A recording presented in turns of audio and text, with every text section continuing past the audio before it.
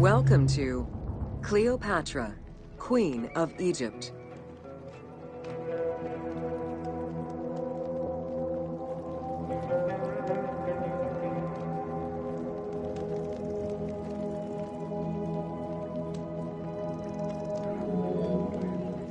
Cleopatra VII Theophilopator ascended the throne in 51 BCE at the age of 18.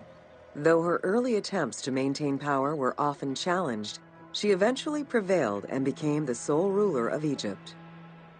According to Plutarch, she was the only Ptolemaic pharaoh to speak the Egyptian language. Her intelligence, coupled with a good education and a great political mind, allowed her to make the alliances necessary to maintain the independence of Egypt while Rome was becoming a Mediterranean empire.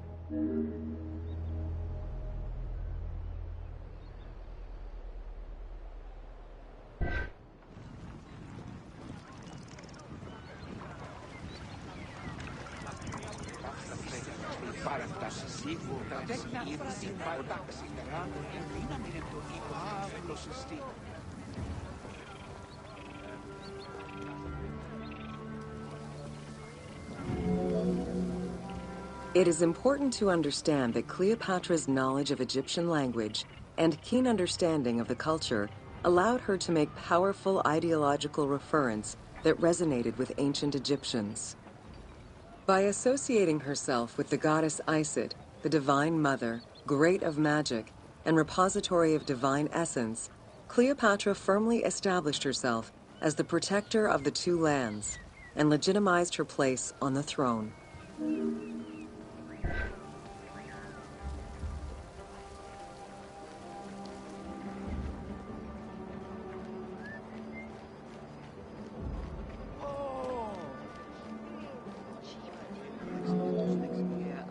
Upon his death in 51 BCE, Ptolemy XII Aulus bequeathed his kingdom to his daughter and eldest son, Cleopatra VII and Ptolemy XIII. As was custom, the siblings were married. The new pharaoh was 10 years old, his sister wife 17. The early years of their reign were not easy. Between 50 and 48 BCE, droughts and floods aggravated Egypt's problems. General Achilles and the royal advisor Pothinos kept intervening in the young ruler's political decisions, and eventually colluded to turn Ptolemy XIII against Cleopatra. By 48 BCE, Cleopatra was in exile.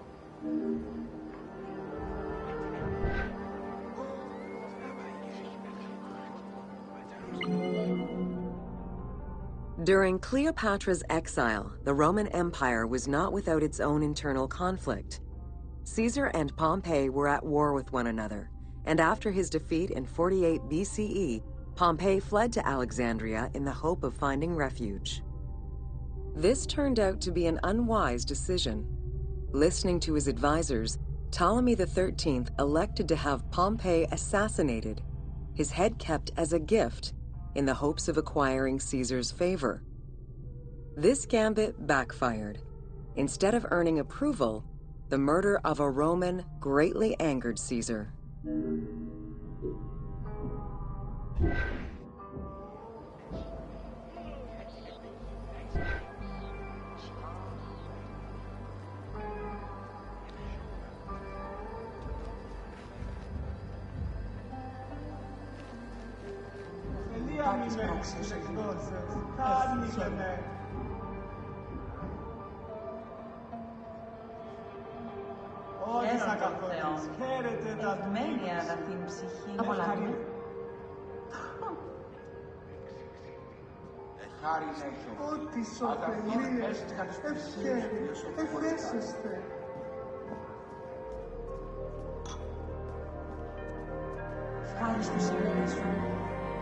Cleopatra, aware of Caesar's anger against Ptolemy for the murder of Pompey, decided to take advantage of the situation.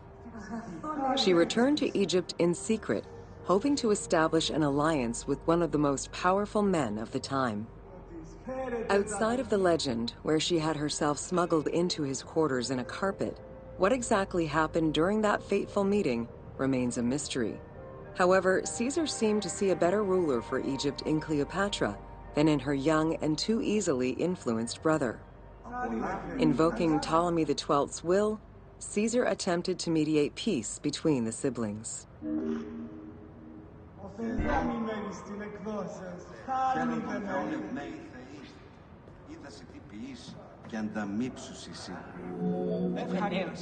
Ptolemy XIII was enraged by the turn of events, and his advisors were none too happy to see Cleopatra return.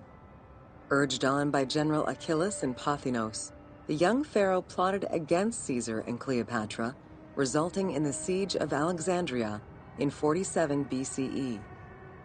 It was in March 47 BCE that Caesar defeated Ptolemy XIII's forces. The young pharaoh drowned in the Nile after having fled the battlefield. With her opponents dead or powerless, Cleopatra married her other much younger brother, Ptolemy XIV, and finally claimed the throne of Egypt for good. The end of the Alexandrian War also cemented the romantic and political alliance between Cleopatra and Caesar.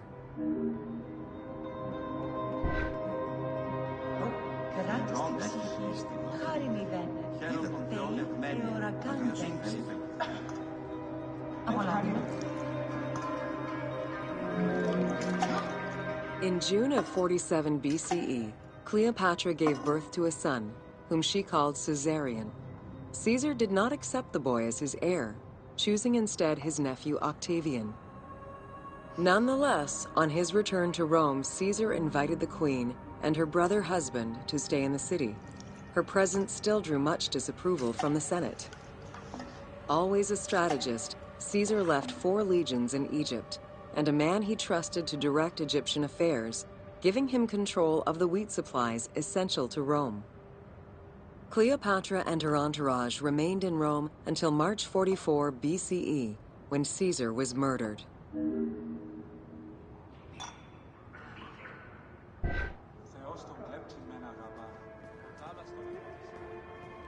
Καλώς. Ευχαριστώ.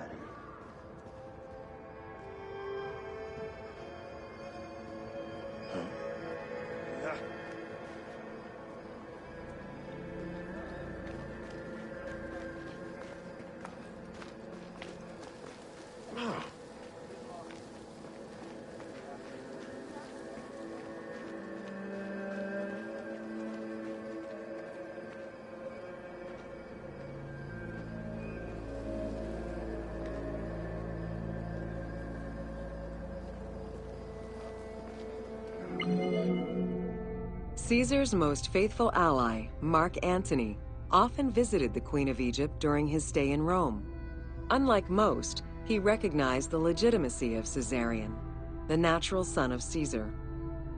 Antony knew he would need the riches of Egypt in order to fight Octavian and claim the Roman Empire.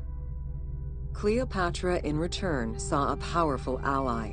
In the winter of 41 BCE, she arranged a sumptuous tour of Egypt by boat to show Antony the wealth of her country and the power she held as its ruler.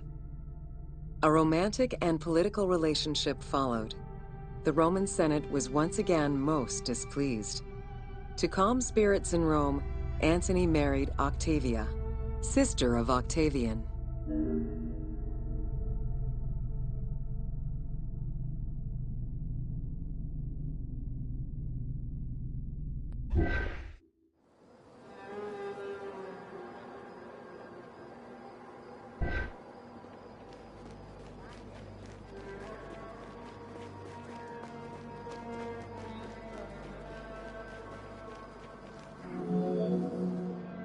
Despite his marriage to Octavia, Antony remained Cleopatra's lover, and she gave birth to their children. Cleopatra increased her kingdom's territory and started a political propaganda alongside her lover in Egypt and beyond. She hoped to create a Ptolemaic federal empire with Alexandria at its center. Antony eventually repudiated his Roman wife for the Egyptian queen, much to the dismay of the Roman elite.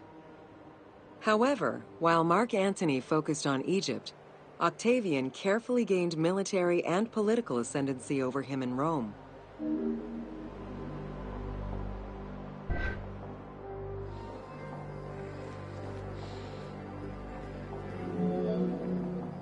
Octavian managed his own propaganda campaign and succeeded. The Roman people hated Mark Antony and Cleopatra. To avoid the censure still inherent in attacking a fellow Roman, Octavian simply declared war against Egypt. Rome's power still reigned supreme. The powerful Egyptian fleet, led by Cleopatra as well as Mark Antony's forces, were defeated in 31 BCE in Actium. Octavian arrived in Egypt in 30 BCE to formalize his victory.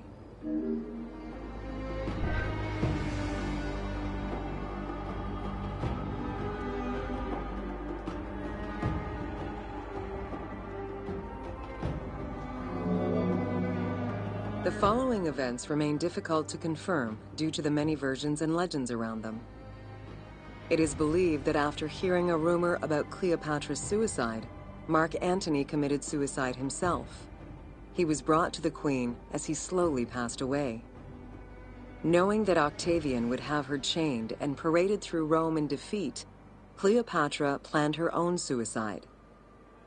She most likely killed herself with arsenic, though admittedly, the version where she uses an asp to deliver a fatal bite may be considered more dramatic. What happened to the body of Cleopatra is still a mystery.